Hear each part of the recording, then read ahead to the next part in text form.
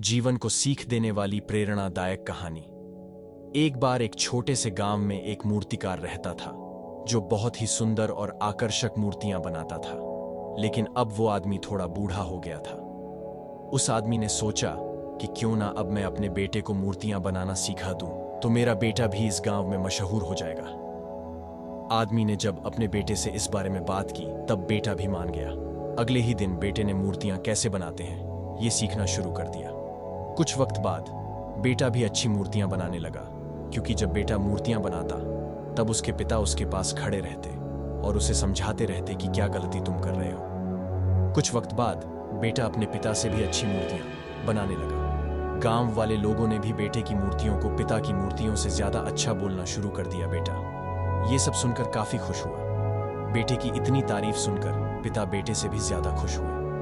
लेकिन अब बेटे की बनाई हुई मूर्तियों में पिता ने जब बेटे को उसकी गलती बताई तब बेटे अपने पिता से कहा, मैं आपसे कहीं ज्यादा अच्छी मूर्तियां बनाना जानता हूं और मेरी मूर्तियां की कीमत तो आपकी बनाई हुई मूर्तियों से ज्यादा है।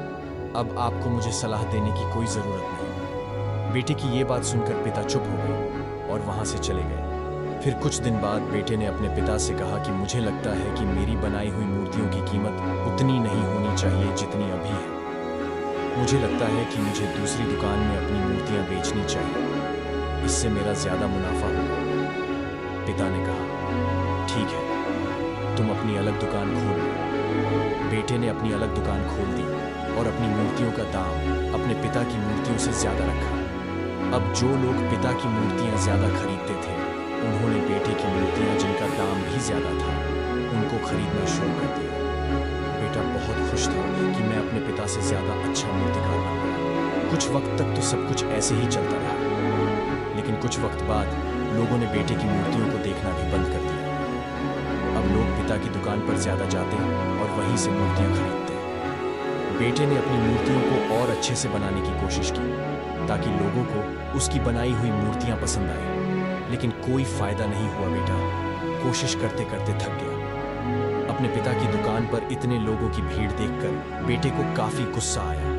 बेटा अपने पिता के पास गया और बोला, आपने अपनी मूर्तियों में ऐसा क्या किया कि लोग आपकी ही दुकान से मूर्ति खरीद रहे हैं? मेरी मूर्तियों को तो कोई देखना भी नहीं चाहता। पिता ये सुनकर मुस्कुराए और कहा, ऐसा इसलिए हुआ क्योंकि तुमने ये सीखना ही छोड़ दिया कि अच्छी मूर्ति बनाते कैसे हैं। ये सुनकर बेटे ने कहा, लेकिन मैंने अपनी मूर्तियों को अच्छा बने की बहुत कोशिश की, लेकिन फिर भी कोई फायदा नहीं हुआ। यह सुनकर पिता बोले, ऐसा इसलिए हुआ क्योंकि तुम्हें पता ही नहीं है कि तुम कहां गलती कर रहे हो।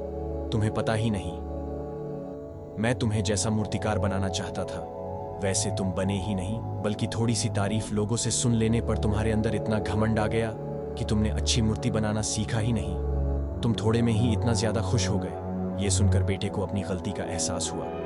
बेटा अपने पिता के पास वापस लौट आया और अच्छी मूर्ति कैसे बनाते हैं ये सीखना उसने फिर से शुरू कर दिया। सिख, हम जो भी काम करते हैं हमें उस काम को हमेशा सीखते रहना चाहिए। फिर भले ही गलतियों से सीखो या फिर अनुभव से सीखो, लेकिन कभी भी अपने आप पर या अपने काम पर घमंड मत करो। अगर आपको मोटिवेशनल स्टोरी इन हिंदी पसंद है तो आप हमारा चैनल डे इंस्पायर्ड 50 को सब्सक्राइब जरूर करें।